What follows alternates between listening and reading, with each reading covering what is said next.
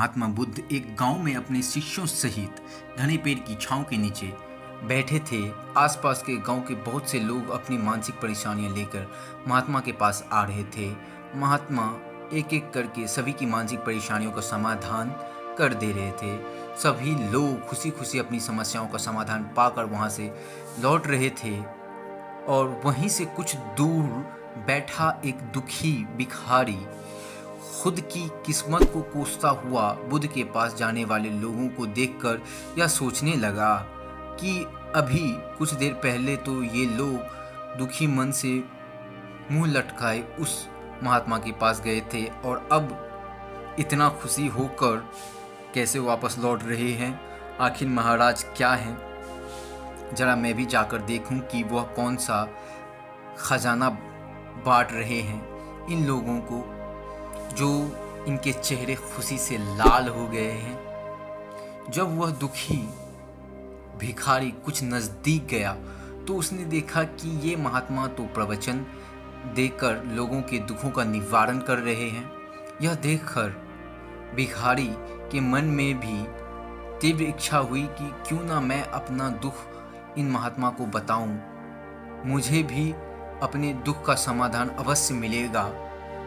बस फिर क्या था, समाधान पाने की लालसा लिए भिखारी महात्मा बुद्ध के सामने पहुंचा और हाथ जोड़कर प्रणाम करते हुए बोला, हे महात्मा बुद्ध, मैं भी लोगों की मदद करना चाहता हूँ। मेरी बहुत इच्छा है कि मैं लोगों की मदद करूँ, लेकिन मैं मदद कैसे करूँ? मैं तो बहुत गरीब हूँ ना तो मेरे पास धन है, ना तो मेरे पास कोई धन है और ना ही कोई वस्तु जिससे कि मैं किसी की मदद कर सकूं। मैं चाहकर भी किसी की मदद नहीं कर सका। मुझे भगवान ने इतना गरीब क्यों बनाया? हे महात्मा, हे बुद्ध, मुझ पर कुछ कृपा करो। इतना बोलते हुए भिखारी रोने लगा, वह भावुक हो गया। महात्मा बुद्ध बोले, तुम बहुत अज्ञानी हो क्योंकि तुम अब तक इस भ्रम में ही जी रहे हो कि तुम्हारे पास कुछ भी नहीं, जबकि दूसरों को कुछ देने के लिए तुम्हारे पास बहुत कुछ है। तुम बिना धन और वस्तु के भी दूसरों की मदद कर सकते हो। तुम्हारा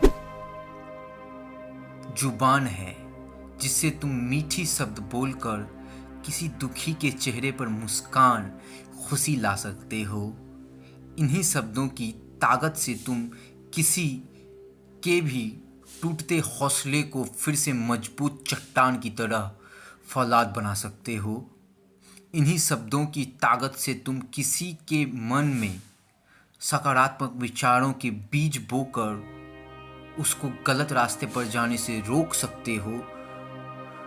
तुम्हारे पास दो हाथ हैं जिससे तुम किसी भी कमजोर और लाचार की मदद कर सकते हो। तुम्हारा पास दो आंखें भी हैं जिससे तुम किसी अंधे को रास्ता दिखाकर उसे उसके गंतव्य तक पहुंचा सकते हो। तुम किसी के लिए प्रार्थना कर सकते हो। तुम्हारी दुआ, तुम्हारी प्रार्थना से किसी के बिगड़े काम फिर से बन जाएंगे। तुम किसी की अच्छी सेहत की भी कामना कर सकते हो, लेकिन अज्ञानतावश तुम अब तक इन बातों को समझ नहीं पाए और इस भ्रम में अब तक जी रहे हो कि तुम्हारे पास मदद करने के लिए कुछ भी नहीं है। किसी की मदद करने के लिए धन और वस्तु का होना अनिवार्य नहीं है। बिना धन वस्तु के भी हम कई प्रकार से लोगों की मदद कर सकते हैं। महात्मा बुद्ध के ज्ञान भरे इन सुंदर वचनों को सुन भिखारी के चेहरे पर मुस्कान आ गई और वह खुशी से झूमता हुआ वहां से चला गया। तो दोस्तों, इस मोरल स्टोरी से हमने क्या सीखा है? महात्मा बुद्ध की इन बातों से कितना सुंदर ज्ञान हम लोगों को मिला है।